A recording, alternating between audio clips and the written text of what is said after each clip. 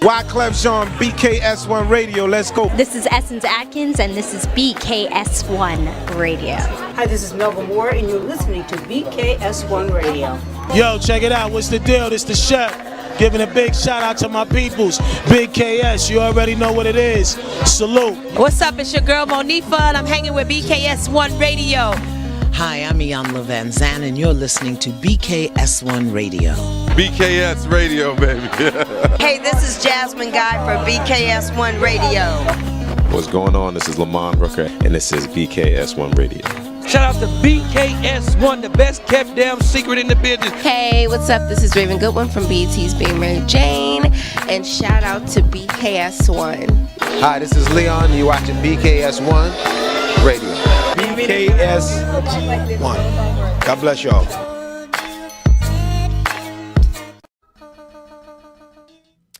Hello, hello, hello, and welcome to BKS1 Radio, the Our Show. It is your girl, Latoya Chanel, and of course, I am here with my bestie, Miss Queen B, and we are blessed and highly favored to be back in the building today. So happy it is another Tuesday, and we made it in, sis. It's the second Tuesday of the new year, right? How we doing? How are we doing? How are we doing? How are we doing? Okay. Me, I can tell you this, and we had this conversation at like 8 o'clock this morning. Yes. I have not gotten into how I want to shape my 2026. I don't know my objectives. I do not know my goals yet. I don't know too much of anything as of yet, and I'm still trying to flesh that out so that I can begin working on it. But right now I feel like I'm just like on vibes and feelings. Okay. And then then eventually I am going to get to, okay, I need to do this, I need to accomplish that. So you're on vibes and feelings. Right now, yeah. I am on intuition and I feel like isolation. Ooh. Right? Necessary Not isolation. Not a bad thing. No, necessary right? necessary Not isolation. Not a bad thing. I need it. It's like a purging. Right? Okay. Yeah. And I'm okay with that. Yeah. Like literally. Because sometimes I fight with that. Okay. I'm okay with that. Okay. But yeah, so mine is intuition. Your nails is cute, Thank sis. you. Okay. Thank All right, you. go ahead. I'm not moving. I'm feeling everything. Yeah. I'm seeking God for everything. Yes. I literally am pouring into me. You know how they say, like, you're watering everything. Mm-hmm. And everybody ain't your assignment. Everybody ain't your assignment. No, they're not. I literally am standing in that this year. Right. I'm standing in that Is this for the first time? Like, for the first time. Because you know me. In life. I feel bad. Look. In almost 50 years. Yes. Okay. 46. Okay. But yes. You know how I'm always like, I feel bad. And you're like, no. Yeah, no. I'm always like, I don't. And this time, I'm literally like, I'm sorry. I really am sorry. But I'm not sorry. I gotta do what's best for me. You know I'm beyond sorry. I gotta do what's best for me. Yeah. I literally have to pour into me. I have to revive me. I have to reinvent me. Yeah. I have to do all of those things. And sometimes, in order to do that, I have to be isolated to do that. That's not even sometimes. Right? You remember I told you the conversation I had with Katab? Mm-hmm. When I was saying to him, I was like, I've always been such a people person, and now I feel like I'm pulling back. Mm-hmm. And I felt like I was pulling back because I didn't want to be on. You know what I mean? I get tired of being on, right? And I find when you haven't effectively curated your squad, then there are always circumstances and situations where you have to be on. I agree. And last year, I couldn't do it anymore. There was so much going on in my life. There was so much going on at home, mom, career, all kids, all the things that I just couldn't be on. And I was saying to him, I'm like, I don't feel like I'm a people person anymore. He was like, but you are. He was like, but now you're a people person, but you're just in self-preservation mode because you don't have the bandwidth to give to anyone that's not really within your circle. Exactly. And I was like, you know what? And although it was hard for me at that particular time, I am now to the point where I'm unapologetic about it, where I'm just like, you know what? Listen, if you're in my circle or if you're part of my people, you are then all fine, well and good. But if you're not, I don't have it. I'm not going to pretend to have it. I'm not putting on as if I have it. And I'm not sorry about that either. Right. That's how I feel. Yeah, I'm not sorry. That's how I feel this year. Yeah. So I'm watering me. Yep. And if I do want to do something, I'll do it. If I don't, right. I'm not. Well, you know I don't do that no I way. know. I'm like, you know, I don't do that anyway. I'm all about freedom. Yeah. And you are not going to be able to control me. Maybe that's why I'm not remarried. Is that it? I guess. Oh, well. And that's all good. Right? Maybe that's because I'm just not. I'm just not. But anyway.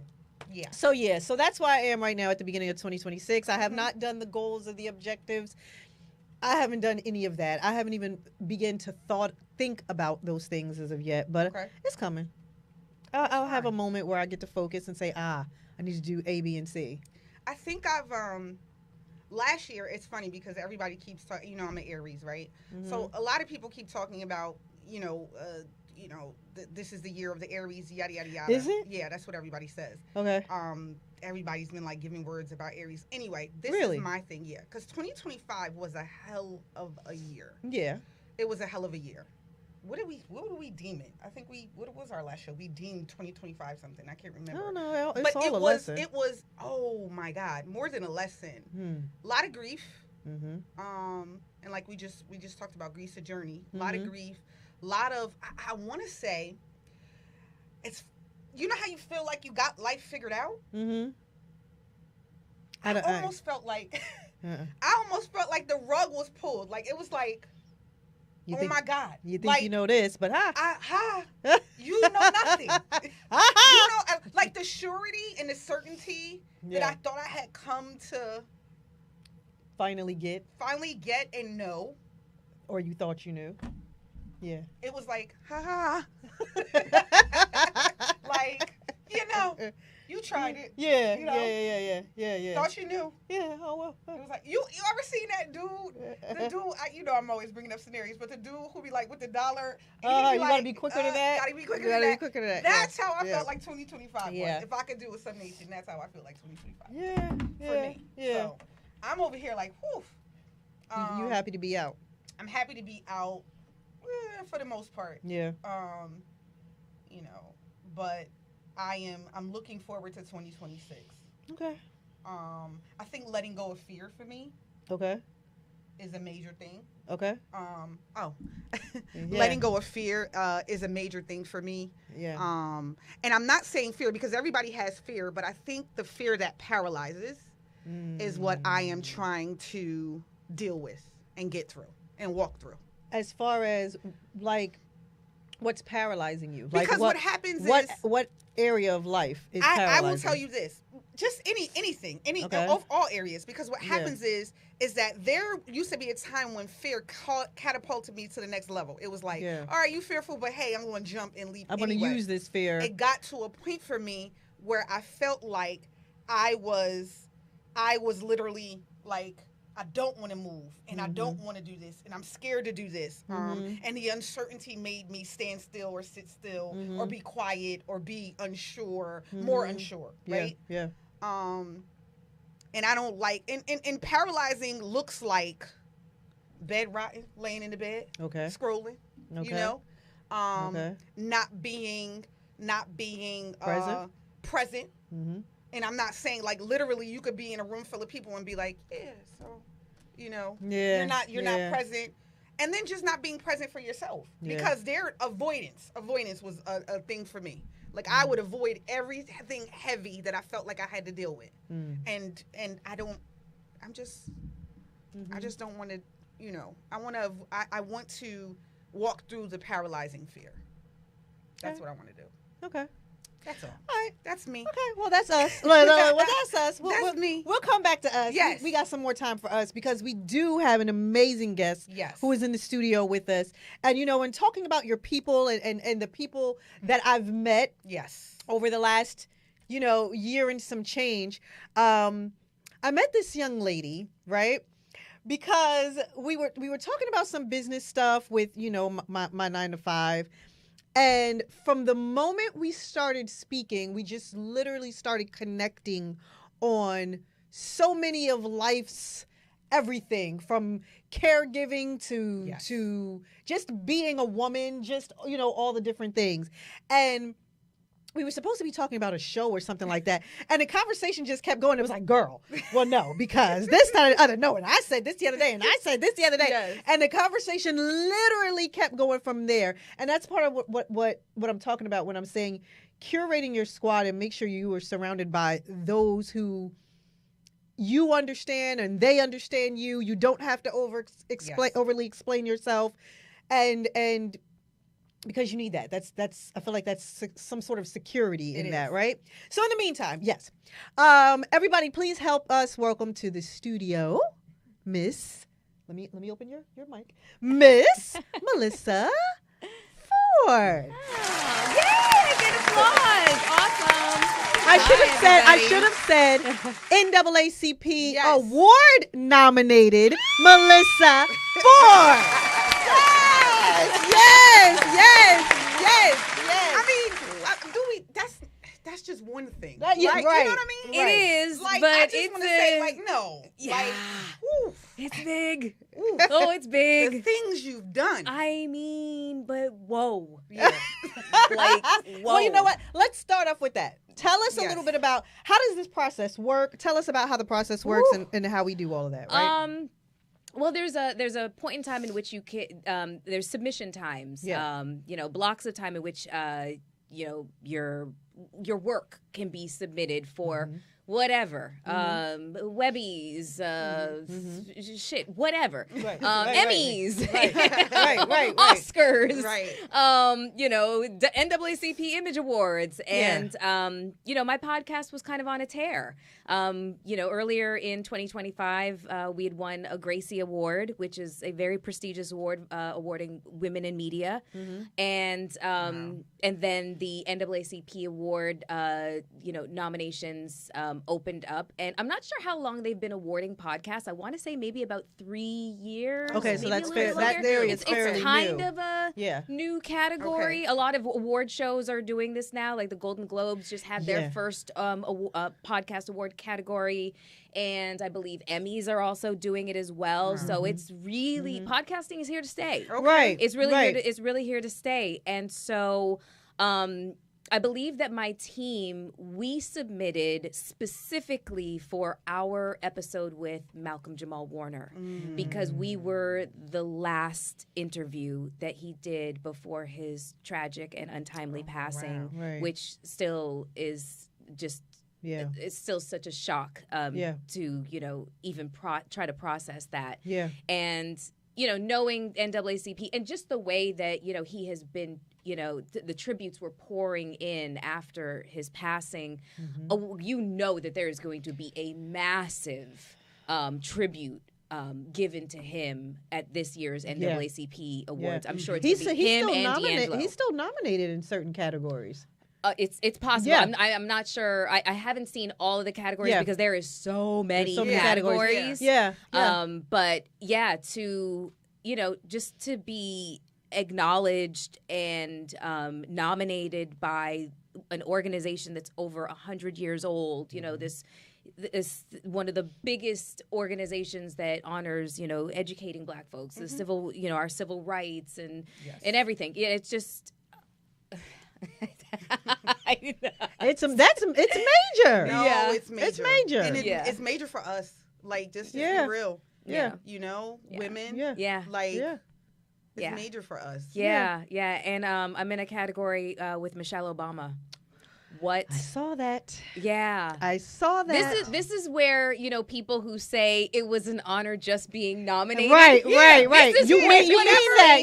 that. So whatever the outcome whatever is, happens, hey, there. I'm happy. Yes. Yeah. I am so happy. I am so blessed. I can't just agree for more.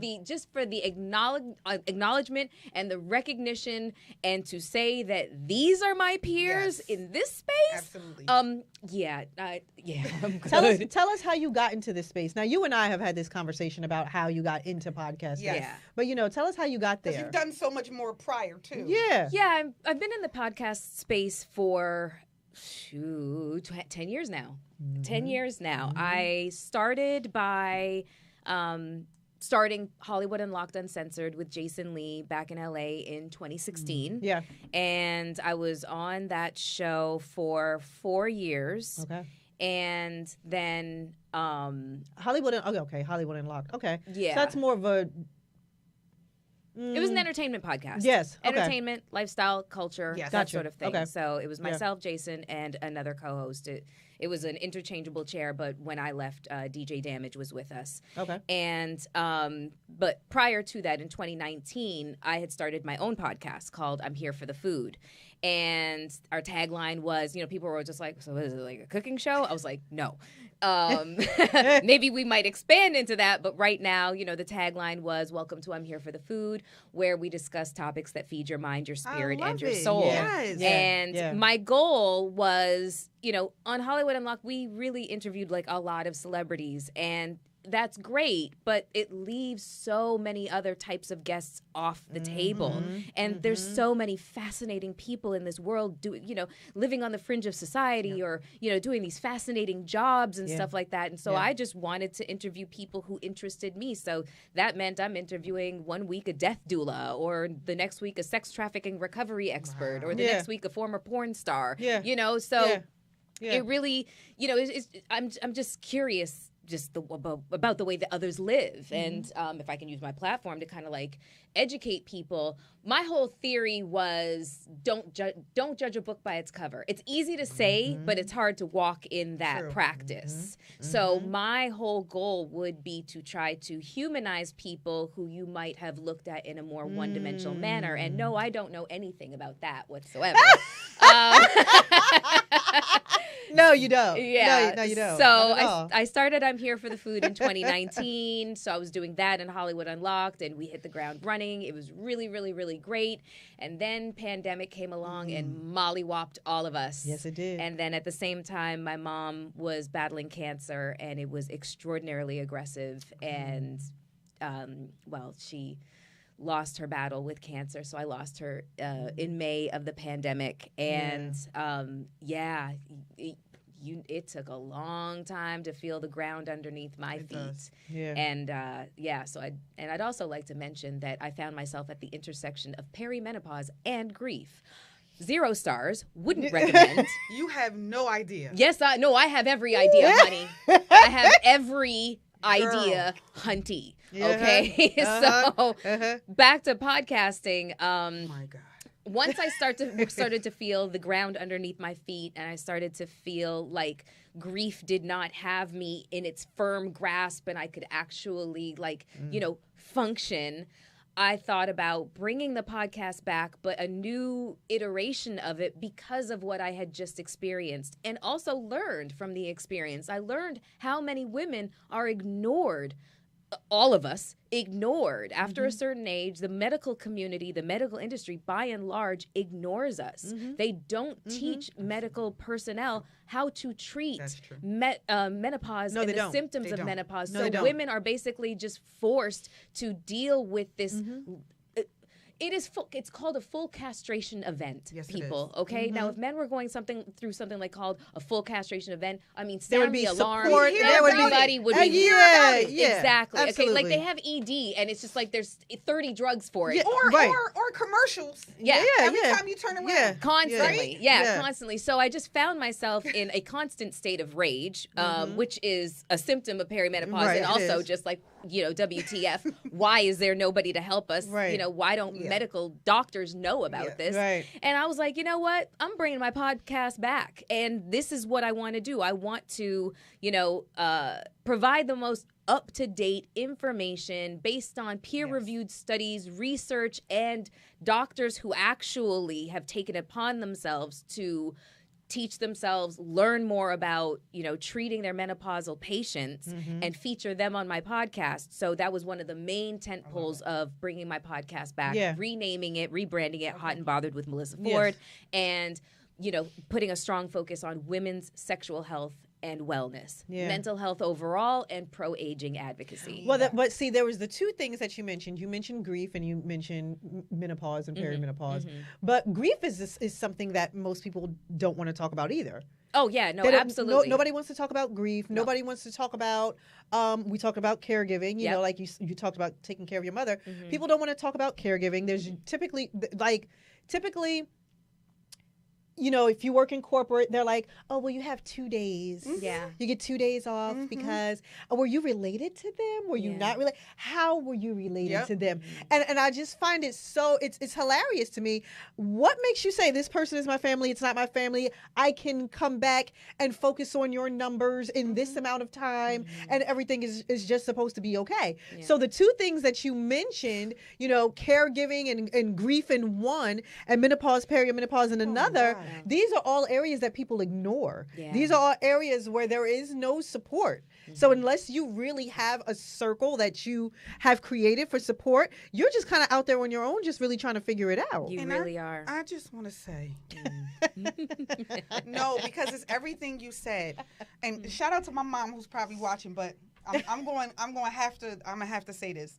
She didn't tell you nothing. She did didn't tell not me nothing, prepare but let me you tell for you, nothing. I watched her go through it, and I Yes. still didn't know what it was. Same. One time, my mom, and she probably won't remember this, but we lived in South Plainfield, and one day I'm walking around the house, and I'm like, where is my mom? My mom on a winter night is outside in a nightgown. And I'm like, Mom, it's cold out here. You okay? She's like, I'm fine. She is smoking. Like, she is, and I still, I remember that, right? That memory. Yeah. But again, I don't know. You know, she's going, girl, I'm going through menopause. I don't know what that is. Yeah. I'm like 10, 11 or whatever, right? And now I'm sitting here like, oh, at 46 I with get it. perimenopause and all of it. Standing outside in the backyard all in your of its nightgown. In your nightgown, right? Because all of its symptoms, even the mood swings, right? And the mood swings you can't even explain. Yeah. Right? Yeah. The hot and cold. Yeah. The I'm not feeling like this today. I don't know what I'm feeling today. Yeah, I'm going to help you out. Just the body changes. I'm going to help you out. For every woman listening, and actually every man who is married to a woman listening, every man that has a mom, a grandma, an auntie, a sister, a wife, whatever. I want you guys to understand that perimenopause. First of all, let's educate ourselves on what this is. There's pre, peri, and post. Yes. Okay, so pre is all the years, your childbearing years, all the years prior to that. Peri is the 7 to 10 years where everything kind of goes off the rails, and that is because your sex hormones, your estrogen, your progesterone, and your testosterone are basically trying to like dive off a cliff, and then they come up to the surface again, and then just like it's a roller coaster, and you're like, what is happening? And it's all going to through your me? body, And your body is just like, why? You know, postmenopause is 1 day. Okay, it is 1 day. It is the day that you hit 365 days without a period. Yes. Now you are postmenopausal. However, a ghost period can show up 5 years into that. And if it does, that is not normal. You need to check in with your doctor. Okay, so there's that. However, so let me talk to you guys about perimenopause. Okay. What is happening is most people think that this is a gynecological event, that they think that this primarily happens like waist down. This is literally maybe 20% of what perimenopause is. 80% is cognitive. Absolutely. Everything is related to your brain and its function. So several things are happening here. You're losing, your sex hormones are dropping, okay? And estrogen is responsible for so much. So these hot flashes that we have, these night sweats that we have, that is your body's inability to regulate its internal temperature anymore. That is what estrogen does. Let's talk about the memory. Yeah. Okay. So the mental. No, I'm going to get to that. To that. But I want you guys to, if you guys wanted to just Google, what is estrogen responsible for? It is basically, it's almost all of our bodily functions. It's not just about our menstrual cycle. It is so. Why does our bodies hurt so much? Why does our joints hurt so much? Because estrogen, also testosterone. Okay, so the loss of testosterone, which women actually produce, is responsible for the loss of lean muscle mass. It's like the achy pains. It's the frozen shoulder. It's the cognitive fog.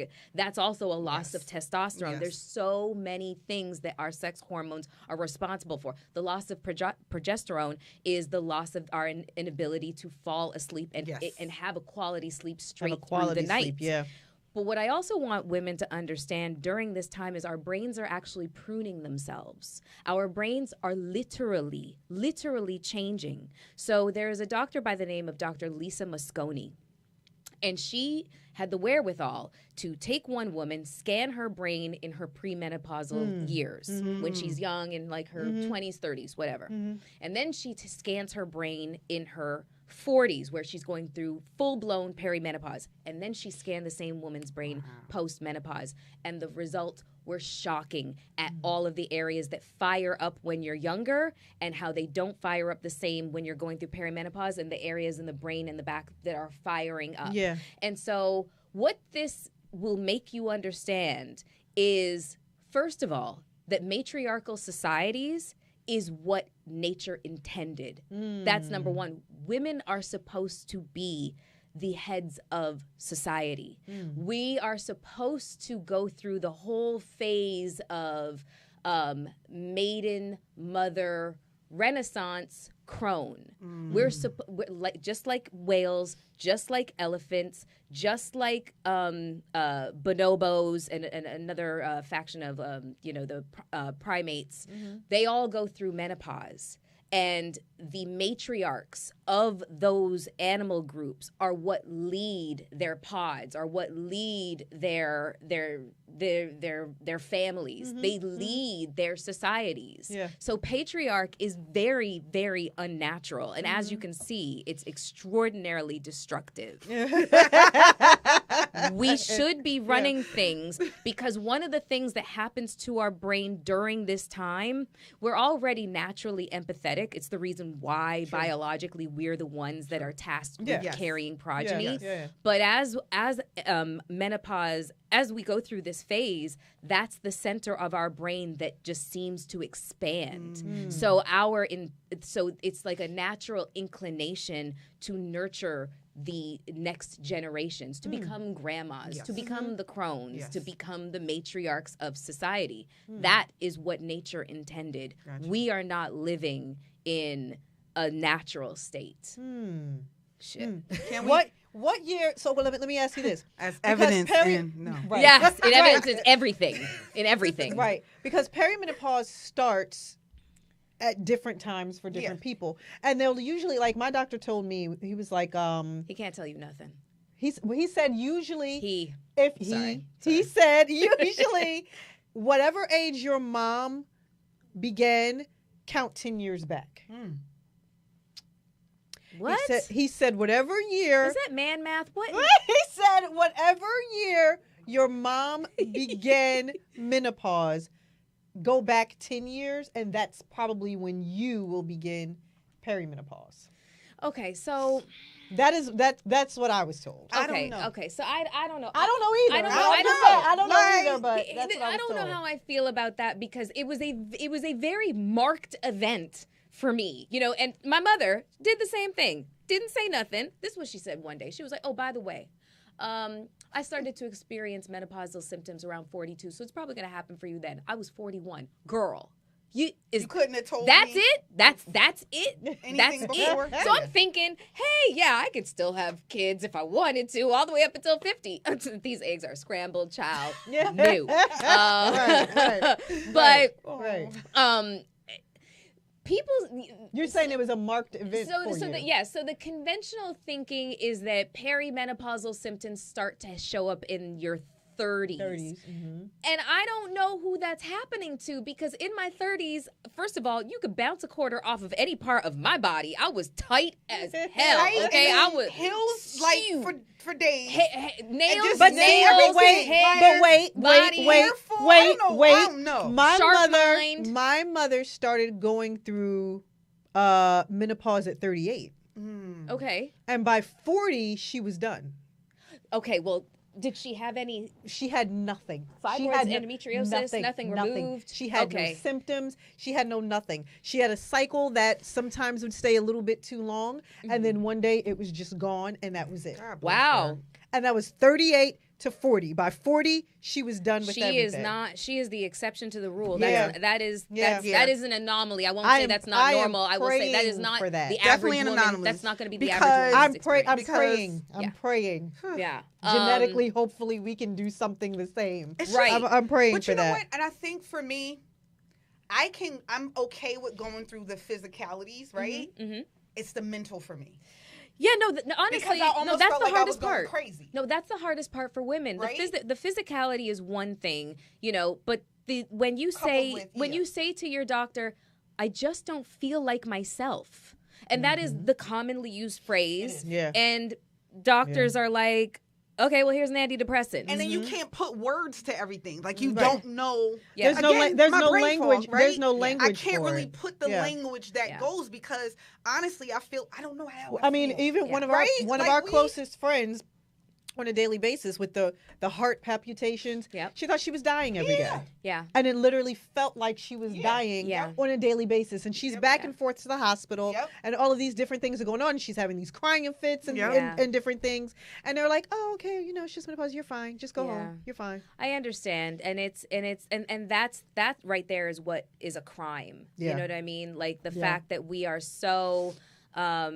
the doctors don't have any information to give to us, and doctors, primarily they have a lot of ego, so they don't like to use the words "I don't know," unfortunately. So you're left with whatever they tell you, and they run the gamut of being sympathetic and empathetic to being very, very dismissive, especially for us. Right. Can I just say this? Especially for us. I am, and you don't know this, but I am a nurse. Been a nurse for over 15 years. Thank you for your service. Thank you. Yes, and shout out to all of the nurses on strike right now. Yeah. I stand with you. Yes. I think that, and thank God, Mandami. Yes, that was a good choice for New Yorkers. Listen, I love him. Yes, because he's standing right there with the nurses, and he's calling out the CEOs. Everything he said he would do. Yes, he's doing it.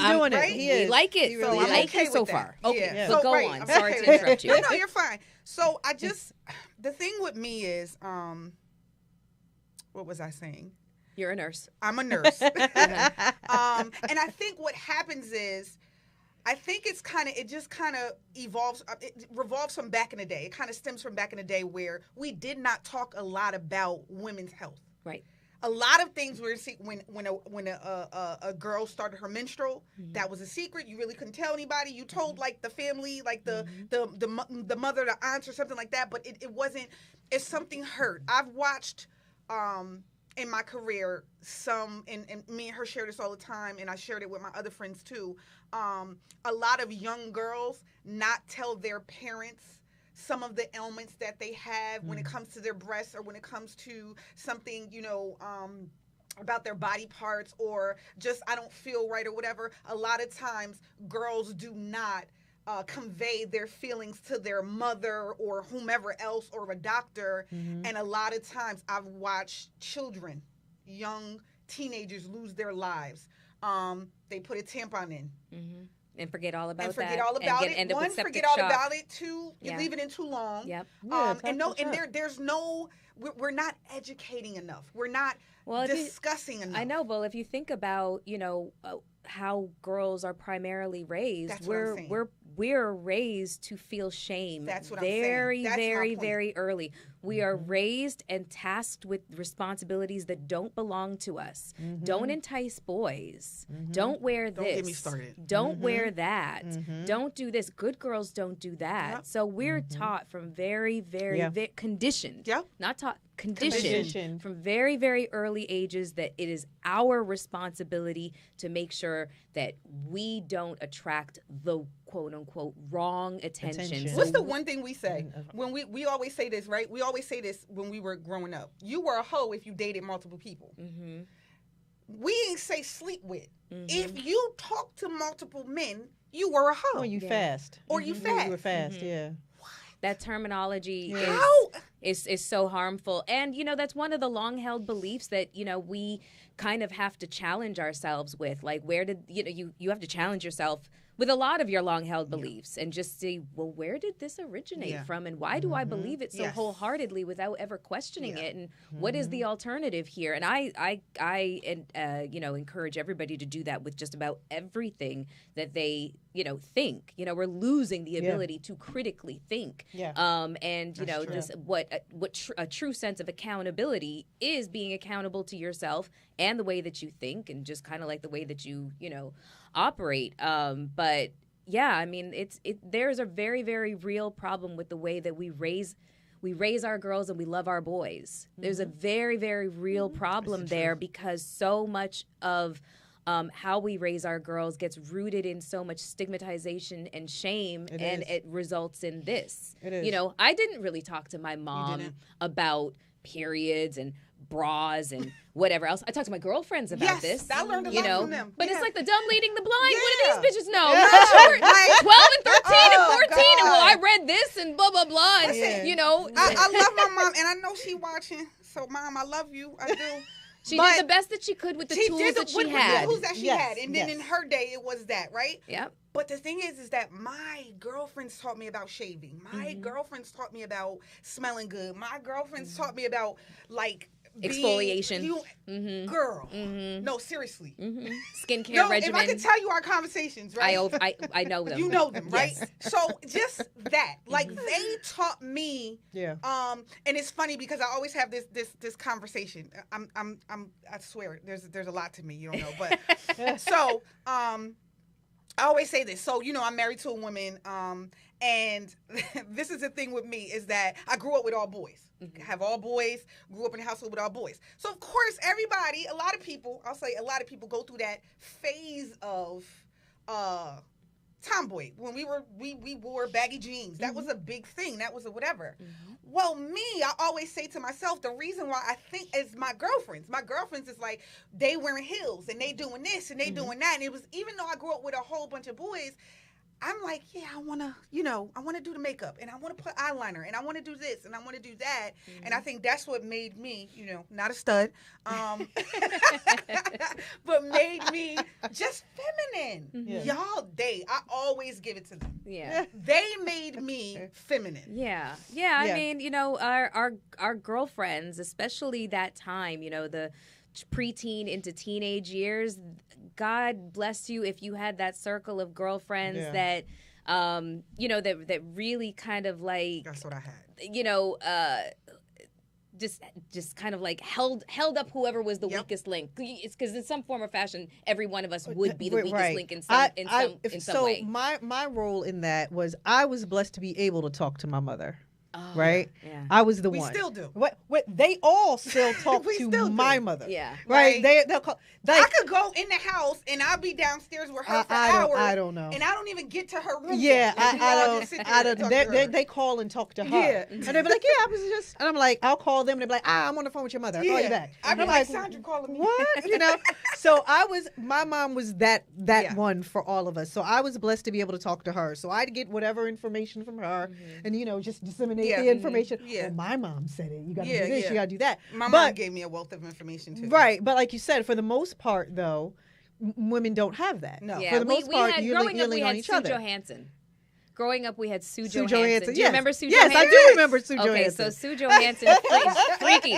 I love that old white lady. So for those of you who are under the age of 40, Sue Johansson was like she was a clinical, you know, physician, sexologist. I don't really know what her you know actual way before her time label. Yeah, but she put books out and she basically educated us on sex education. Yep. She did. Yeah. She did. That's where girlfriends, TV, and Sue Johansson. Right. That was how I figured things out. Well, nowadays it's you know, for the next generation, it's going to be girlfriends, streaming, and podcasts.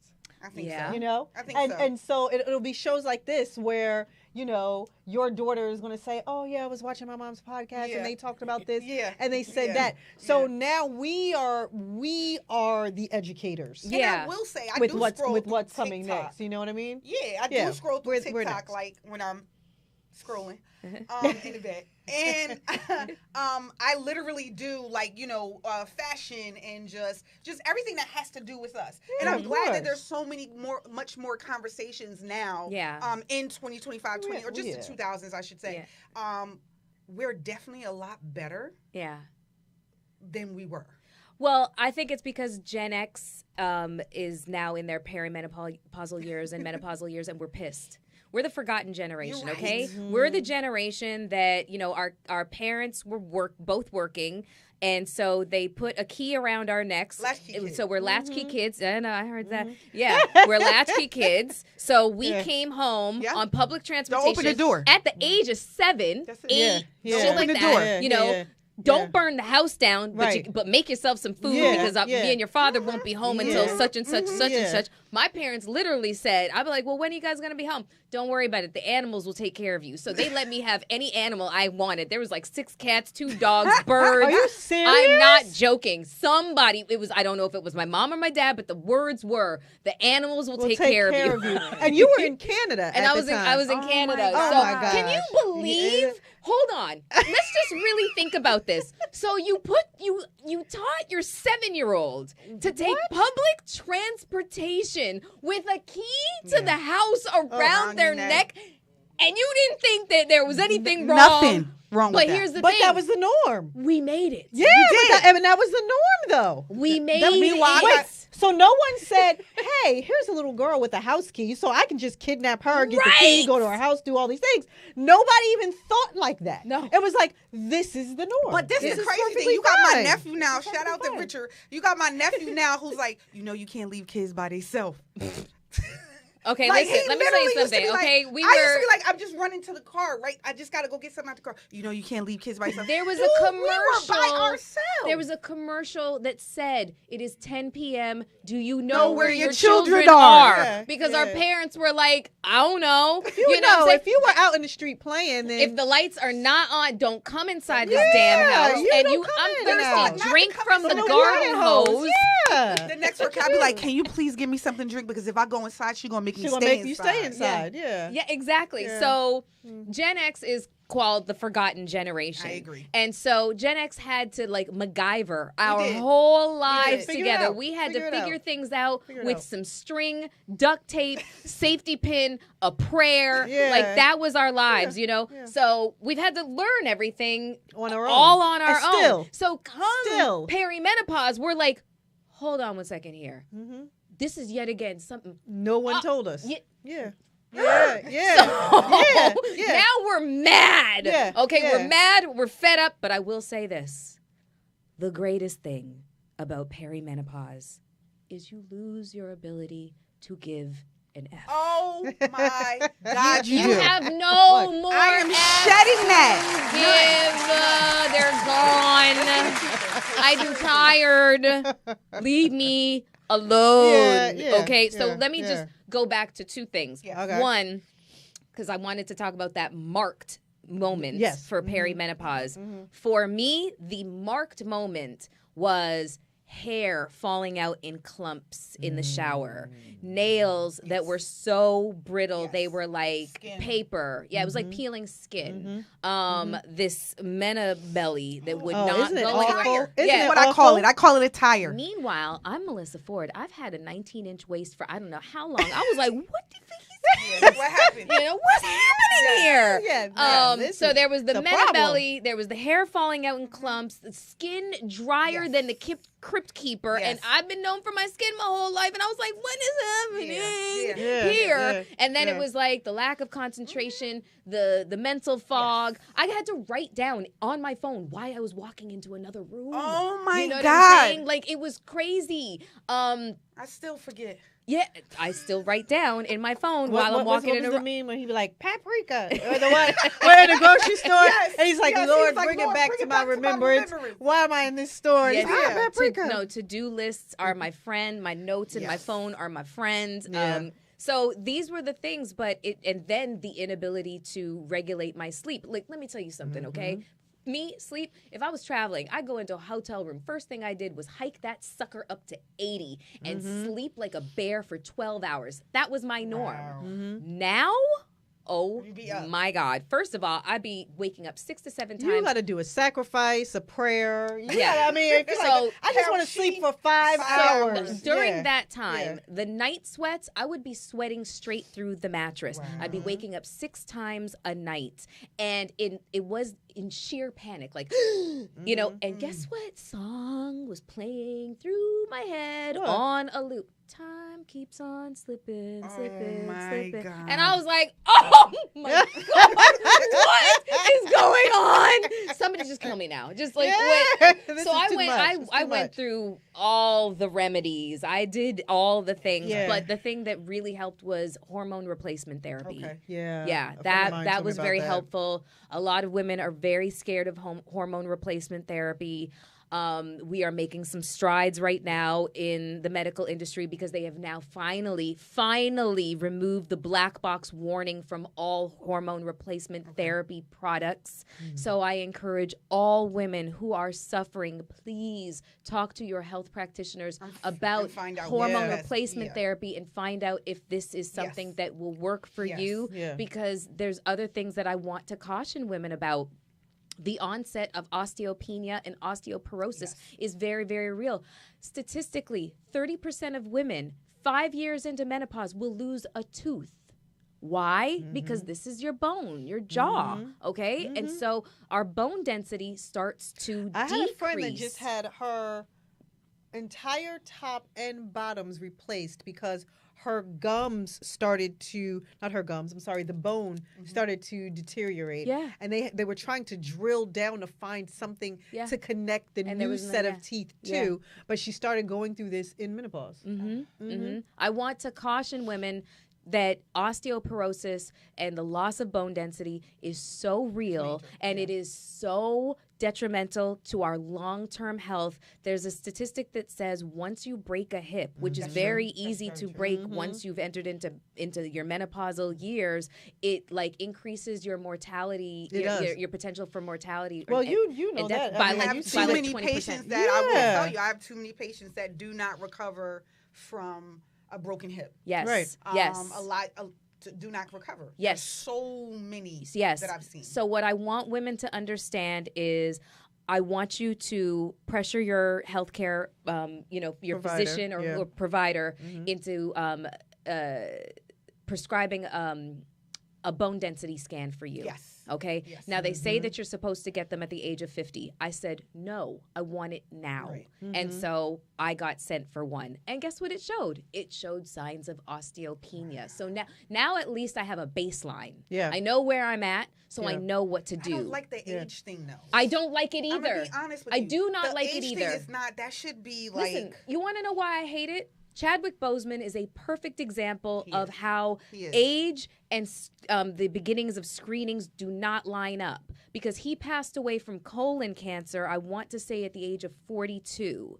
And they had and basically the standard, quote unquote, is to start colon screenings maybe at 45, but they say 50. I'm like, no, they need to take into account, which there is so much racism in the medical industry as well. Of course. Yes. But this is where it harms us and our our men, because colorectal cancer there's a high prevalency rate of colorectal cancer in African-American men. In African-American people, but specifically men. So if the screenings don't start until 45 or 50 years old, but people like Chadwick Boseman are dying at 42, well, then there's something wrong here. There's something missing here. I'm going to add to that.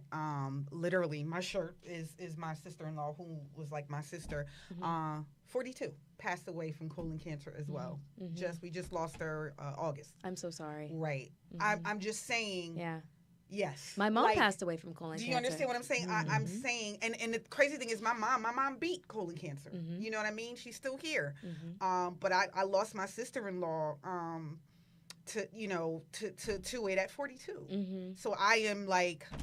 Yeah. You know what I mean? Like, it's like, yes, I think you need to do away with, because everybody's body is different. Yes. So you really need to do away with, we're not going to test for this until you're 40. Yeah. Or we're not going to test for this until you're 50. Yeah. And we're not even, let's just be real. Breast scans. I was about to say mammograms. Like the mammograms. Yeah. Let's just be real. Yeah. Even that, it's too late now. Yeah. Agreed. It's too late. Agreed. We're seeing breast cancer in 30s. We're seeing breast cancer in 20s. Yes. Yes. And then to the racist part, we have to advocate. We have to advocate for Black people in medical spaces, because you're not going to be checked the same. You're not going to get all the tests that everyone gets because it's like, oh well, black. What is the common myth? Black women's pain tolerance is higher. Tolerance is higher. Do you know the history about that? They actually did surgery on black women back in the day to test on us surgery. If you look it up. Without anesthesia. No, I know. Yeah. And all of that. So yes, they so that, right? That just all it did was go down and say, oh, they don't. You really don't need all of that. Right. So this is where we say to you who is listening that we totally understand your hesitation and maybe your distrust for the medical industry because the medical industry has a history of testing on black bodies. Yeah, they do. I mean, look up the purpose of the creation of the chainsaw. It will frighten you. Okay, because it wasn't to cut down trees. Oh, I know. So yeah, so there's that. Yes. You do have to advocate for yourself. You have to advocate for yourself and your loved ones. And you cannot take no for an answer. And there's so and there's so many things that you can do. So one of the things I believe, and you can back me up on this or clarify if I'm on the right track. If you are asking for a health practitioner to do something and they refuse, you can say to them, I want you to notate in my chart what I asked for. Absolutely. And the fact that you said no and your reasons for saying no. Absolutely. Because when that, and watch how quickly they might. Because they know it'll come back to them. Exactly. Yeah. So you need to walk around that. That is advocacy. So I want to encourage people to understand that screenings, you have to get fight them done. For that. You have to fight for them. Yeah. I've been getting mammograms since I was like 40 years old. And, we've got the story of Ananda Lewis, which is such an unfortunate story. Ananda passed away at the age of 52 from breast cancer. Yeah. She had a very interesting story because she wanted to attack it holistically. Yes. She's passed away, and so and she expressed regret at the towards the end that she hadn't done she hadn't done a blend of holistic treatment and conventional treatments. Because sometimes you got to do holistic and medicine as well. But the other thing is that she refused to get mammograms because of the radiation. I said, hello, what do we keep putting up against our heads? We radiation microwaves. There's more radiation in a banana. All of it. Women, I am encouraging you to go get your mammograms. Absolutely. And the other thing that I want to encourage people to get as well is as their bone density exams as well.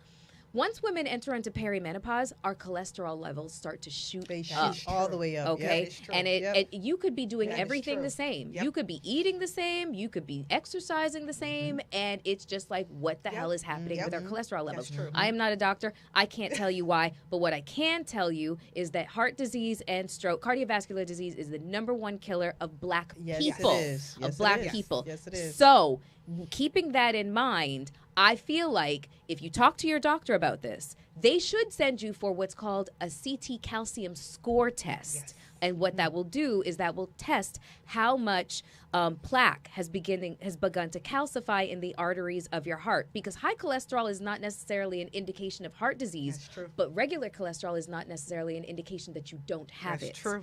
You have to go through additional screenings. Yes. And I went for my calcium CT exam, and guess what it showed? It showed moderate plaque calcification. My doctor was like, I got to put you on statins.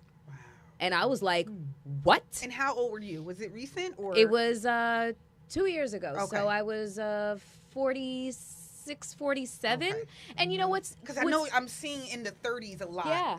And you know what's so crazy is that, I've been like this beacon of like health and wellness and fitness my whole life. That's what people know about me. So I asked my doctor, I was like, what if we had not done this? What if I had just been carrying on and I had no idea?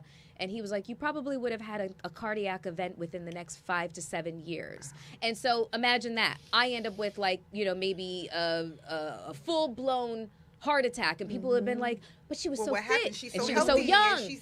Because you small can't and, go yeah. based off That's of true. appearances. You That's true. just can't go based Yeah. off. You have to do more digging. You have to do more research. You have to do more investigating. You know. So, but like you said, even I think of the story, and there's so many. Don't get me wrong.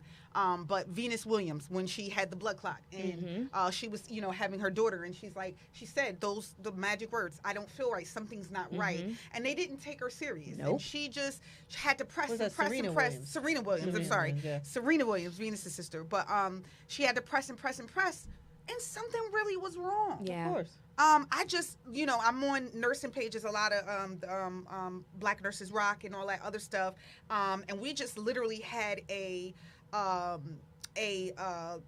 midwife lose her life in childbirth. Saw that. Like, The Black maternal mortality how? rate is This woman is has shocking. Literally governed her life around being a midwife, and she loses her life in childbirth. Does that make sense? Yeah, it is. It is tragic So irony. I literally am, and Chanel can tell you, like, I am very, when it comes to advocacy and when it comes to just everything, I am just like a beacon of, no, let's do this, let's do that. Call me. Let me tell you what you can do. I'm very much that. I'm very much. And yeah, right. That. You're right. And that's why conversations like this are so important. Yeah. And then for your show, for Hot Yes, and Bothered, we need that. we got to come back to Hot and Well, Bothered. hold on. Before we do, I kind of wanted to address what you guys were talking about in the beginning about New Year's resolutions and planning 2026. Of course. Listen, everybody listening, chill out. Chill out. No, honestly, okay? Like, hyper-capitalism has us living very unnaturally. Just like we're, like, living in a patriarch and the natural state of things is a matriarch. There's nothing normal about running out the door and feeling like you got to do this, you got to do that. It's January. It's freezing outside. Our bodies want to rest. They want to hibernate. This is you can plan, you can do whatever, you can vision board whatever, but give yourself the grace that if your body is telling you it needs rest, give it to your body because this is not the season. Look at the trees. Everything about nature is telling you right now that it is at rest. Don't do anything. Exactly. Hibernate. Everything about nature is at rest. So why are you losing your mind trying to do this, that, and the other thing? You know what I'm saying? That's why I said I'm on vibes and energy right now. I'm on vibes and, you want to do this? Oh, maybe I will, maybe I won't. Or maybe I'll do this. I'll get to the goals and objectives later when I feel it. And that was a conversation we were having this morning. When I feel it and I feel like, okay, now it's time to focus on this. Not all things. Maybe just the one area. When I feel it, then I'll do it. But right now I'm on vibes and energy. Like I'm chilling for the most part. Yeah, so the isolation is great. Well, sometimes it could be a little. Yeah, I know what you mean. I know what you mean. But, everybody's talking about, this is the year of the fire horse and last year was the year of the snake. But, what the year of the snake was, it was this shedding. Yes. It was shedding, what no longer serves you. Yeah. It was shedding all of the things that are, keeping you bogged down or weighted down or keeping you in a state of, melancholy or dysregulation or disorientation, whatever it is. So I feel like collectively we're looking around and feeling out of sorts. Yes. All of us are feeling Yes. this way. Yeah. And it's just like, okay, so what do we do? You get closer to source. And source is touching grass. Source is hugging trees. Grounding. Source is grounding yourself in every aspect. Yes. Source is meditating. Source is taking deep breaths. Source is, regulating your nervous system. That is what getting back to source looks like. And that is also part of being responsible for your health. That's another part of what it looks like. So I encourage everybody, do not feel like you have got to enter the rat race and do this and do that. No. And I think, chill out. Just to add to that, it's everything you said, even in the beginning, but we've, Black women have become accustomed to Doing. doing, but also neglecting ourselves. Yeah. Right? Our health, our well-being, our mental state, our everything. Because you need to do, and everything goes before that. Yeah. Right? Everything's primary, takes precedence over whatever. I literally had to learn, like, I remember everybody, we used to fight with people and they used to be like, you know, I clean my house and I do this, and we're like, we get, you know, housekeepers, and they're like, that is not the way. And we're like, I'm sorry. I love my cleaning lady. I don't want to be bogged down. Like, I just don't. If you can delegate a task and take it off your plate, then do it. Listen, let me tell you something. I love nothing unnatural about that. I love the conveniences that I can afford right now. There you go. Okay? And when I can't afford them, then it is what it is. But I love the conveniences that I words can. You use? Conveniences. They are conveniences. Well, actually, it's more than conveniences. And you're right, it is. It's more than that. And let me explain why it's more than that.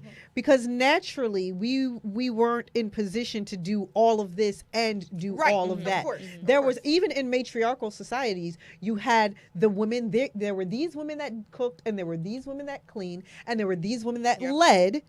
And were in politics and did all of those things. Yes. It was rare that they were really doing both. Yes. Yeah. There was never really a society, right? There was never, or you were born into, or whatever. Or you were born, but right. there was never really a society where you were doing both. Yes. Yeah. You were never the breadwinner, and you were the nurturer, and you were the this, and you were the that. Yes. It is So you had us. no time. It is us that's now doing that. So I don't think it's a convenience Don't be mad at me. if I have my groceries delivered or send my laundry out to be done or do all of those things. You are absolutely It doesn't right. make me less of a woman. No, you are absolutely right. No. Cleaning and organization is not my ministry. Nope. It's not not. mine It's not hers I don't. either. Uh-uh. Oh, I'm like, it's not hers Like, either. it's not my ministry. It's not mine either. It's not. I am big on delegating tasks to people. When I say convenience, it's being able to afford it. Yes, you know what I'm that saying? part. But like I am very big on finding the expert in such and such. And then you do that. I'm like, yeah. Here. Yeah. And then Because you I do won't that. even act like I can do it. Thank you. Yes. Yes. I am paying you for your. Thank you so much. Yeah. Yes. Yeah. I love it. I had this conversation with her, yeah. and I'm like, yeah, that's not who you are. That's not what you do. That's not your thing. So, Listen. but it's okay that that's not your and thing. you know what? Okay. And that is learning me, the real me. Mm-hmm. And the real me is just not that. That's not you. Listen, it's not. Just remember, on airplanes, when shit is going down, they say put your mask on before everybody else is. Take care what of you. use are you if you don't have any oxygen? Take care of you. You gotta put your mask on first, honey. Take care of you. So let me ask y'all a question. Wait, because I wanted to come back to hot and bothered really quickly. Because Yes. we got to get into your podcast. Oh, right, yeah, Yes. yeah, Okay, yeah, right. And why you're here and why you are NAACP award nominated Melyssa Ford, as you know, with Hot and Bothered. So these are some of the topics that you talk about on the show. Yes. And some of the guests that you've had on the show. Mm-hmm. What was one of the best conversations you felt like you've had recently, and with whom? Oh my gosh. I handpick all my guests, so they're all very like near and dear to my heart. But it's very Malcolm Jamal Warner was. I selected him because for so many reasons. You know, I think that men are having a lot of trouble determining what does masculinity look like? What does healthy masculinity look like? And we have a whole bunch of asshats out there right now who are leading the manosphere and the brosphere and the red pill nation, convincing them what masculinity is, and it's not that. Especially in the podcast space. Oh my God. No, what it is and what is not. That's especially in the podcast. Yes. No, seriously. So Malcolm Jamal Warner, to me, there's so many reasons why I believe that he needed his flowers. First of all, he was a child star, and he didn't succumb to all of the pitfalls that a lot of child stars do. Okay, this man was 54 years old at the time of his passing, and we didn't hear nothing. No scandals, no nothing. He just was a gentleman who worked really hard, and he was uber talented in so many different ways: spoken word, poetry, acting, producing.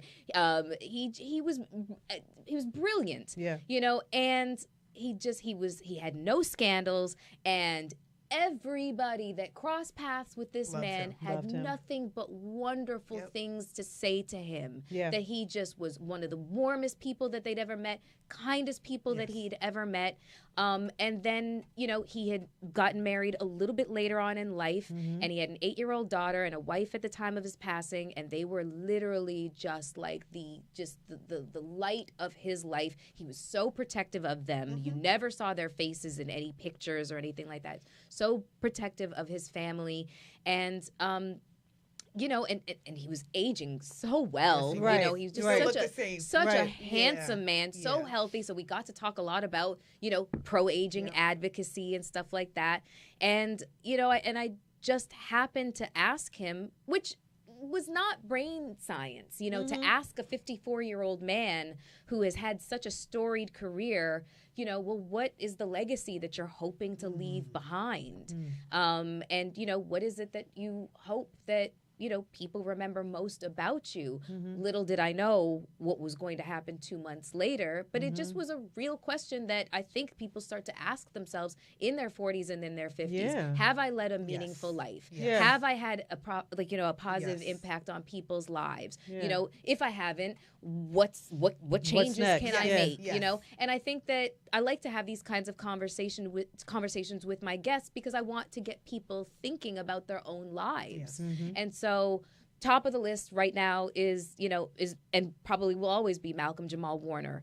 I also interviewed Chesley Christ's mom, April Simpkins. And for those who don't know who Chesley Christ is, she was a beauty queen.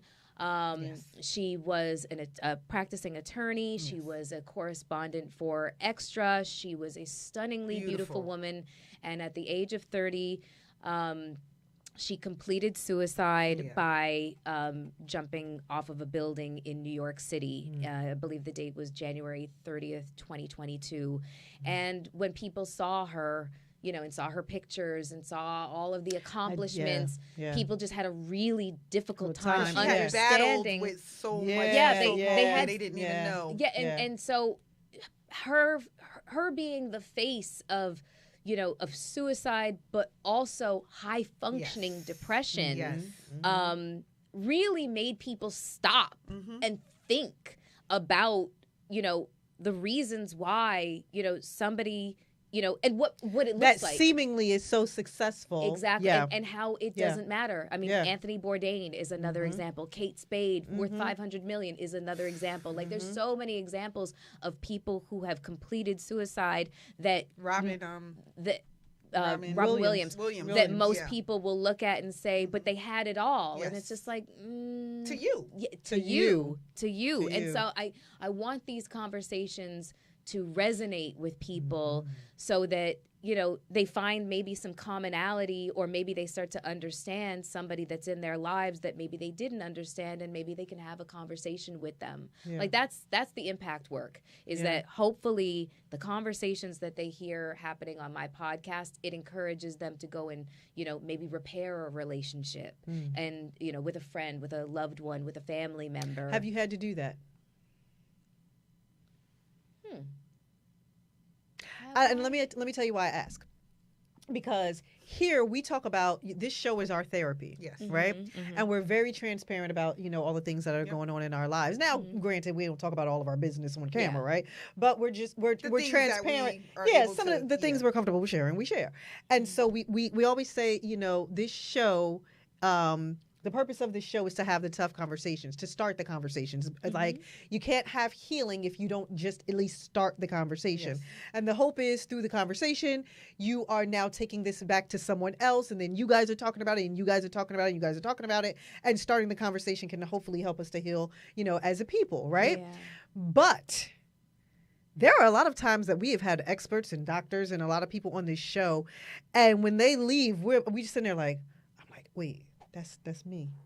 Or, you know what I mean? Like, But I do that. I think Yes. that. I feel that. Yes. I've done that. I haven't done this. It's like I haven't a done. check in your It spirit. is. where you're like, It is. Seriously, you know, it's a check in your spirit, as she mentioned.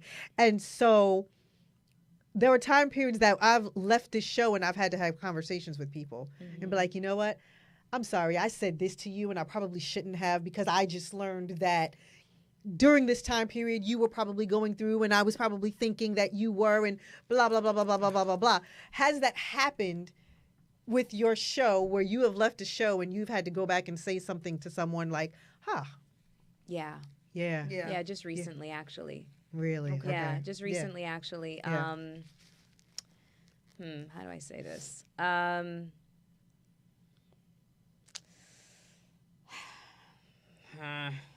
Yeah, okay, let's just say yes. I had to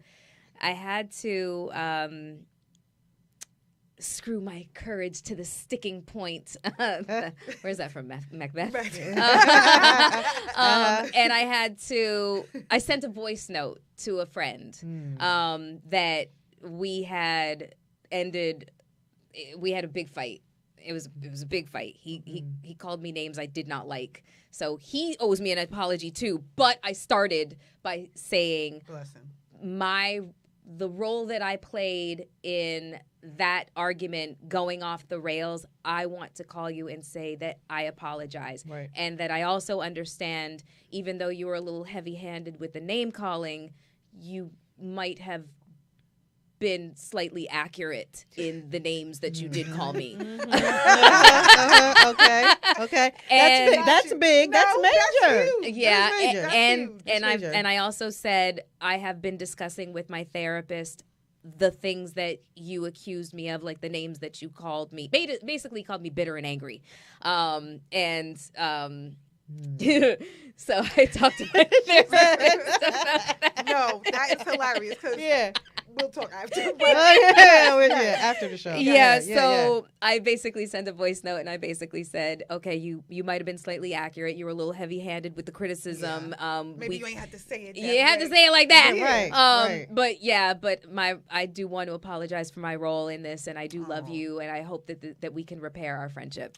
Yes. See, but this is how you know that the work that you're doing means something. I can't, because I only can't just talk the talk. I got to walk the walk. And that's my point. Yeah, and that's my absolutely. point. And it's doing something not only for the people that watch your show, but for yourself. Yeah. And if it's changing you, then it's changing your I circle, agree. and it's changing all of those that are within your sphere, because what you learn and what you share with others is what they eventually learn. They can't say they didn't hear it. Yeah, it's because true. if you're saying it, then they heard it, right? Yeah. So this is why podcasts, the good ones, are imperative, right? Yeah. Well, because even the bad ones, you get people that start going down a rabbit hole to do a bunch of things and start feeling and thinking a bunch of things that they shouldn't. But for the ones that are impactful and for the ones that are empowering and for the ones that are educational, this is why they're important. Let me tell you something about your isolation comment. I think that isolation, done in a healthy way, Of course. is necessary. Yes. We don't have the ability to be bored anymore. We have our phones. Very overstimulated. We're all the very, time. very, very overstimulated, extremely overstimulated, and our brains are not equipped to handle the level of stimulation that we constantly have access to. And so one thing that, is a part of the therapy journey is the moments and the time that you spend with yourself, and sometimes that time needs to be spent with zero distraction in order to contemplate, and so let's just talk about friendship. There are certain friendships that run their course. Yes. Of course. There's certain friendships where everything has been said and done and nothing else is left. Yeah. Yeah. And We learned that. Exactly. Oh. And it takes isolation and it takes contemplation and it takes real thought to understand which friendships are worth salvaging and which friendships are not, because we also outgrow people. We'll talk after the show. And the one thing that I do want to encourage people to do this goes not just with friends, but also your significant other. Absolutely. And the people in your life. You got to give people the space to evolve. Absolutely. You got to give people the opportunity to reintroduce themselves to you. Hi, it's me. Yeah. I'm a little different than who you think I am. I'm not her anymore. I've evolved. I've this and that. And you have to extend that grace to others. Yes, you do. You know, and so I think that, you know, through contemplation, through isolation, through just being like, you know, just like this, you know, introspective, it will allow you to, I guess, allow you to, like, you know, let your personal relationships flourish, and have a deeper level of understanding and communication with your loved ones. You know, one of my best friends, her name is Natasha Maloney. We started doing music videos together like 20-something years ago. And our friendship, boy, has been, you know, it's been like a roller coaster because we're two fiery women. We're both very, very, very, you know, strong-willed and stuff like that. And sometimes that results in, you know, kind of like a clash of the titans kind of things. Exactly. But the one thing that we have really honored about, you know, our friendship is the fact that sometimes our paths diverge away from each other. And it's because she has to go this way and I have to go this way. And we're not, there's not a lot of alignment in terms of what we have in common at this particular point. But we always look at each other and know we're going to get back.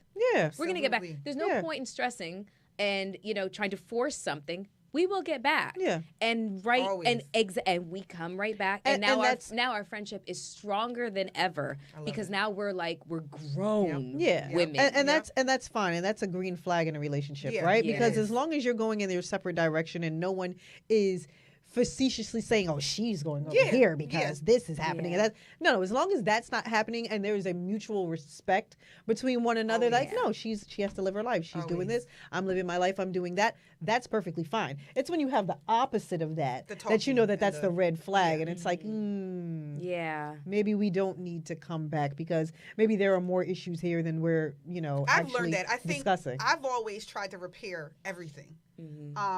Being an adopted kid, it's a gift and a curse because it's like I want to keep everything. I want to, oh no, you know, and I give everybody the benefit of the doubt, and it's like okay, and then you don't know. It's like a Stockholm syndrome type of thing. Like you don't also a know, scarcity mindset.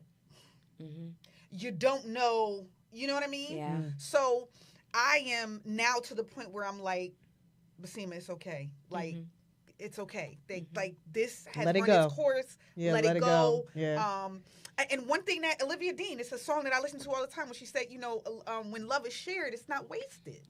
It's not wasted when it's shared. So I'm okay with. I loved you in that moment. We built things in that moment. We shared in that moment. You got me through in that moment. I'm okay with that.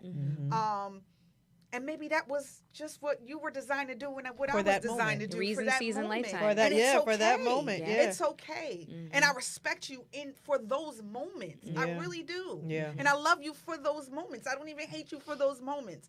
But I gotta, you know what I mean? I gotta, my journey is like that way. Yeah. And that's it. Listen, we are going over in our time right now. And it's like, we are. And I don't want to keep you here and keep holding you hostage. I know, but I got one question. You're not holding me hostage. I wanted to ask you both this, right? Really quickly. And before we end, I have to read something to everybody. Of course. Okay. So listen, all right, real quick. 3 things that you would, you know, I always ask these type of questions. Okay. 3 things, the myths that you would dismantle about womanhood. Go. The myths that you would dismantle? That we're the more emotional ones. Okay. That's number one. No, we just have access to our emotions, okay? And know how to regulate them a little bit better. Okay. So that's number one. That we are inferior, like in terms of like strength. You guys might have us on brute strength, but endurance and stamina, y'all don't stand a chance. I will bet any one of y'all come to my 6:45 a.m. group training class with our kettlebells and stuff. Y'all mofos won't last. All the women will kick your asses, okay? So there's that. What is another myth that I would love to dispel about women? Womanhood. Oh, that our value decreases after oh. the age of what, 35 or 40? Say it again. Child. Say it again. Child. We only get better and better. We only get better and better. That is the biggest myth. Okay. Okay? Because the women that I see, my friends that are like in their 50s, in their 60s, in their 70s, are vibrant, brilliant, gorgeous, beautiful, strong, and just incredible. Like, I'm just like, I have goals, #goals. I've got so many women that I look up to, and I'm like, just tell me your ways. Yeah. I am trying to make it to where you are looking the way you do, girl. Yeah. Got it. Yes. Yeah. 3 for you. That women are more emotional and men are more logical. Yes. You know, that piggybacks off your statement on emotion. But you hear so many men say, oh, well, you know, men are more logical. So, I mean, you're probably thinking about it from an emotional standpoint. And, you know, stop. Just can we stop that now? That's the first one. Y'all not gonna like my 3. Well, it's not y'all. They not gonna like my 3. Okay, that's my first one. My second one is what is the question again? 3 myths you want to about womanhood. Yeah. Oh God, I don't know. That logic and emotion one has been swirling around in my head for I'll some give you time now. I'll Give give me you a one. hint. Feminism. Yes. That feminism equals man hater. Of course not. The two things have nothing to do with each other. They have nothing to do with one another. Yeah, no. they have nothing to do with each other. No, oh, can I give you? no. Can I do your third one? Do my third one, girl. All right, go ahead. Okay, and a misogynist and a misandrist are the same thing. No, they're Misandrists are women that hate men, and you know what they do? They go off into the forest and live alone in isolation with a bunch of animals. Okay, that's what they do. Misogynists, they kill us. That's the difference between men who hate women and women who hate men. I got some for you. Go ahead. Go ahead. They're gonna be jumping in the chat. Okay. Fulfillment requires marriage or motherhood. Wait. Oh, that's a myth. That's the myth. Oh, That is a myth. I wanted to wait, what? No, but that is a myth. No, yeah. absolutely. Right? 1,000%. Because womanhood is not complete by a partner or children. No. Right? Nope. That's up to you. Joy takes form in different things. Like, no. I just want to, that's one of the things That's I wanna, one. It's one. Go ahead. A woman's value is tied to their beauty. Yeah, that's dismantle Guys, the shit out of Your that. value. Do we not? Your value. Are we not raised like that? Yes, Are we not absolutely, raised like 1,000%. that? Yes. That's not even being raised. That's the society we live in. Well, society, but that's the society that we live in. Who's reiterating what society is? All of us. Shit, sometimes we do. That's what said all of us. All of us. Yeah. Sacrifice is the measure of love. Yeah, that can go straight Sacrifice to hell. Is the measure of love. That is can a go straight measure to hell. of love. I gotta kill myself. No, I don't. No. In order to prove No, my I don't. love. No, I don't. Yeah, No, I do not. we're tired of that struggle of. Yeah, no, I'm not doing that. Okay, and I got one more. Doing Okay. that. Yeah. I'm not doing I got that. one Go more. ahead. Soft life. Women have to carry everything gracefully. No, you don't. We're human beings. Mm-hmm. Absolutely not. Let me tell you something. I But- look like a janitor 4 days out of the week. Okay, I don't carry nothing, and there's nothing wrong with janitors. But you know what I'm saying. But I don't carry No, nothing because graceful. I want to say this. The reason why asking for help is not a flaw. No, it's not. It's not a flaw. Vulnerability is a It's not. superpower, Yes, not a yes. weakness. Yeah. Struggle does not negate a strength. Nope. No, it doesn't. Okay. Yeah. That's Yeah. all right. Yeah. Which honestly, I will tell you. I mean, my friends had to like beat this out of me. I wouldn't ask for help. I wouldn't say I'm hurting. I would appearing to be strong at all times. That the thing is the crying thing. Crying is a form of weakness. No, it's And not. don't get me wrong, everybody says that about men, but people don't ever address when they say it about women. When you're raised in a household where they're like, don't cry. Don't let them show The last guy I saw crying, I thought that was kind of sexy. He was very touched by something that I said, so. I mean, okay. How about Did I lead you to tears? how about this? Oh my How about this? God. How about confidence is loud? No, it's not. It's not, right? Confidence is silent. What do you say? Yeah. Insecurity is loud. Insecurity is very Trust loud. me, I know. Thank you. I've been around it a lot. Oh my yeah. God. Yeah. Oh. So Okay, so I want to read my thing. Yes. Go ahead. Yes. Yes. Go ahead. All right, this is a poem that I found recently. It's not formatted as a poem, Okay. but for anybody that is having a very difficult time right now, just being alive right now is a lot. Mm-hmm. It just is. The price of food is hard. People can barely make a living wage. It is tough. Mm-hmm. And there is no way that we can sugarcoat that. But I recently heard this, and it was so mind-blowing to me that I really wanted to share it, and I'm going to read it right now. Go ahead. Okay.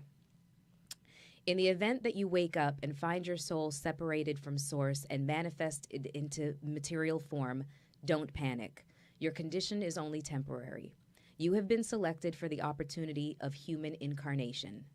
This 3D simulation is designed to break up the monotony of eternity by giving you a fully immersive experience as a distinct ego identity.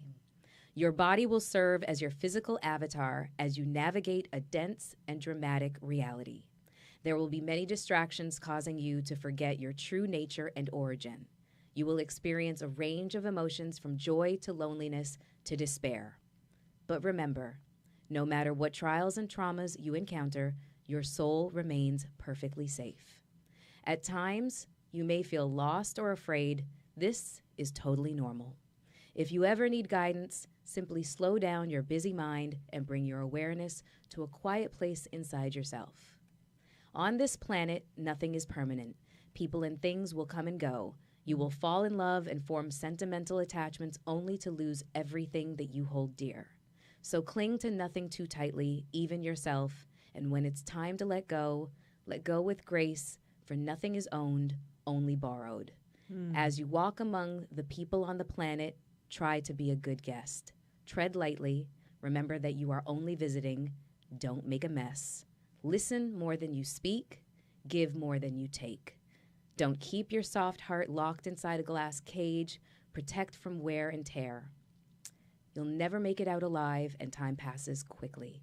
So come back with some battle scars and good stories to tell.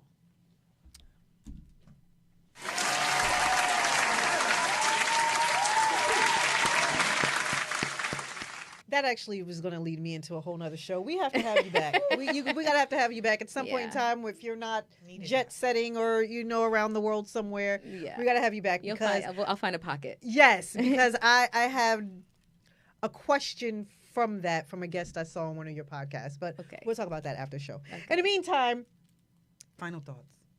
Final thoughts. Final thoughts. Yes. You want to start with me? You want to start with Mel? I feel like that was my final thought. That was Mel's final thought. Mel. My final thought. I kind of said it throughout the show. What you're doing is important. Thank you. What you're doing is imperative. Thank you. We need you. We need you to do what it is that you do. And that's one of the reasons why you have been, nominated for the NAACP award in what it is that you do, because we need this. We need these conversations. We need to have these conversations. And coming from a generation of folks that did not talk, that did not reveal anything, that did not teach much in the form of emotions and how to navigate the world and how much space you should be taking up in the world and the feelings you have and friendships and all the things that we're now talking about at 50 were conversations we probably could have had maybe 25, 30 years ago. We're talking about friendships now. We're talking about relationships now. We're talking about things now that at one point in time were basics. And now everything is so overly complicated that we're just trying to figure it all out and trying to figure out who we are in this world, what we are and what we're supposed to do and where we're supposed to go at 50, when we thought this was the time period where we were going to have it all figured out. And it takes conversations like this, and it takes shows like yours and ours too, where we have these conversations and we are helping one another, because a part of not keeping your heart in the glass case is sharing your vulnerabilities. A part of that is sharing, well, I'm having these thoughts. Are you feeling the same way? Are we in the same space? Or how do you navigate that space, and how do you go about that? So, Too Hot and Bothered, we need that. Yes. We need more of that. We need more episodes. We need you to continue to do what you're doing. And for all of those who want to vote, because please. you can vote. Yes. The NAACP Awards, you can vote. And wait a minute, let me find it, because we were texting earlier. Yeah, and please, I'm going to tell you guys, the voting has been a little janky. So vote from your computers and your laptops, because the mobile app has been a little, it's just been having some trouble. But don't give up. If it gives you an error message, just keep going back to it, please. I voted yesterday. It's perfectly fine. It's perfectly fine if you're on your PC or your laptop, not on your phone. But go to NAACPimageawards.judge.live. That is the link that you can go to, and that link will put you where you're able to vote on not just podcasts. You're able to vote on all things, in music and television and all the things. But, vote in podcasts, vote for Hot and Bothered. I am in the lifestyle self-help category. Yes. Okay. Yes. Vote. I did it yesterday. Thank you. Okay. Thank you, my love. I just want to say, same thing. I mimic everything she's saying, but reinvention doesn't require certainty, clarity, or confidence. Not at all. Right? At the start. It's just a willingness to move forward. Right? We talked about fear in the beginning. And fear doesn't disappear when you reinvent yourself, of course. Not at all. But when you don't allow it to dictate your life and your life's journey, it's very important. Yeah. Right? That's my word. I echo what she said when she says all of the conversations, every single one that you think is just menial, right? Every single one, from the big to the small, we need it. Yeah. We need it. Thank as you. a whole, as a people, as a culture. Right? Not just as our culture. There's people but in the chat that are saying voted. Okay. But to teach other people also our life's journey and the things that we go through as well. I love that you're so knowledgeable about health. I don't get that often. Listen, let me tell you something. That's what happens when you go through hell. Right. I started reading all the books and started listening to all my women friends that were older than me. I would please tell me what y'all did, because this is insane. Yeah. So thank you to all of my girlfriends, my support system. My God, I would not be here if it wasn't for them. I don't think I would have survived. I really don't, because those first 2 years.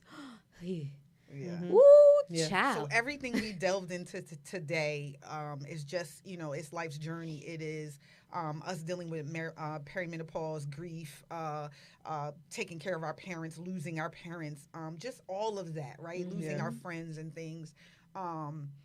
It just is heavy, right? It's heavy.